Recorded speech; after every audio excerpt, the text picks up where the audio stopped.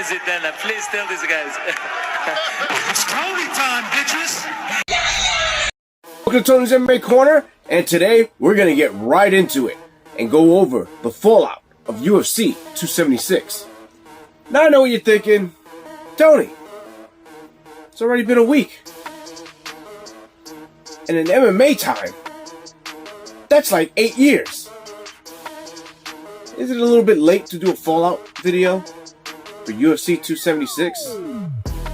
Well, fact of the matter is, I got busy. Now I know what you're thinking again. You're like, Tony, what do you mean you got busy? Doesn't Tony's MMA Corner, the most professionally done, awesome MMA YouTube channel, pay all of your bills? And the fact of the matter is, it doesn't. Daddy's gotta work. So that leads me to a shameless plug of my merch. Don't forget to click the link in the description to get your I'm Just a Fan of Violence t-shirt. Because Daddy needs money. First, let's start off with the bad. The card kicked off with Sean O'Malley and Pedro Munoz, which on paper promised to be an explosive fight. And up until the end of the fight, it proved to be very competitive between the two, and it was just starting to get some legs.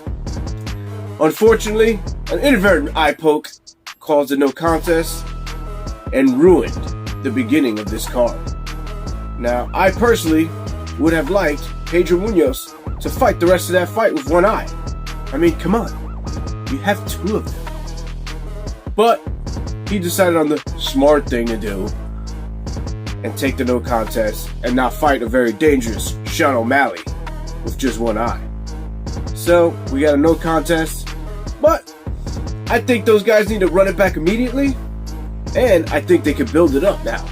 There's going to be some story behind it.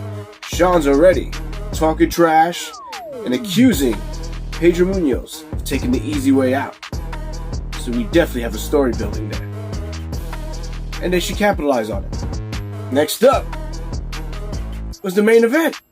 I mean, Israel was talking so much about putting on a masterclass like Anderson Silva, Forrest Griffin. And Cannonier was talking about channeling the gods of war or some nonsense. And then they both came out flaccid. It seems like Israel right now is in his Anderson Silva phase, where Dana hated Anderson Silva for having boring fights. And Cannonier just wasted an opportunity. Just looked like he never really went for it. I don't know. Maybe Israel and Cannonier are just afraid of black guys. When you're not putting up those spectacular finishes, Izzy, all the other things about you start to really shine. Like, what's going on with this gender bender gimmick? Look, the painted toenails was a thing, but it wasn't a big deal. Lots of guys painted their toenails in the past. We didn't care. Chuck Liddell did it, but Chuck Liddell was knocking dudes out. Now he's got French tips. He's got a pro necklace. Now do whatever you want. But, like, where does it stop? I know he's saying, you know, he's trying to just highlight that a lot of MMA fighters think they're so macho and blah, blah, blah. What's next? What are you gonna do? You gonna prove that MMA fighters are too macho by making out with dudes? Like, come on, Izzy, grow. Now, let's not be all negative and go over the good of UFC 276. Alex Pereira and Sean Strickland definitely lived up to what I thought was going to happen. And Alex Pereira stepped up to the plate and held up his end of the bargain by knocking Sean Strickland silly. Now, they can set up that Izzy and Pereira fight. And, judging by the looks of things, the turning of the tide, it looks like fans are going to want to see Izzy get knocked out. Again, should be interesting. And now the great aspects of UFC 276 was Volkanovski versus Max Holloway. Volkanovski absolutely wowed us by utterly dominating a very game Max Holloway. I would like to say that Volkanovski has the blueprint on how a much shorter fighter can fight a more taller, dominating fighter. But the fact of the matter is, us short guys, for the most part, can't do what Volkanovski does.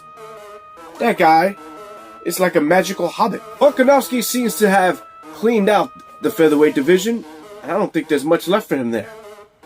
So even though his stature doesn't show me that he would be very successful at lightweight, I think he should give it a go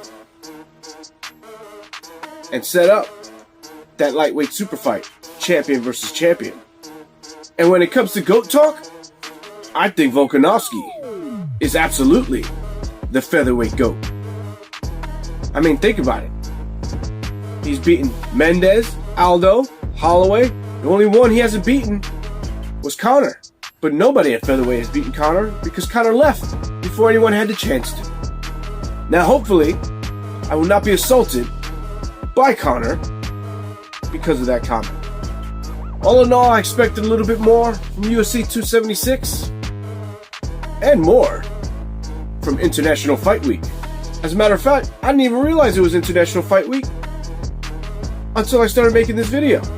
Seems like past International Fight Weeks just meant more. Speaking of Conor, it just seems that MMA is just a little bit more boring without him. And we're just going to have to get used to MMA without Conor. Because we know it's happening soon. Sure, he's going to come back. Still going to sell some pay-per-views and bring some excitement. But we know he doesn't have much more left after that. He will be missed. And Dana White was right. He truly is a unicorn. Well, guys, that's it for me. As always, let me know what you guys think in the comments. And I'll see you guys sometime next time on Tony's MMA Corner. Daddy needs money.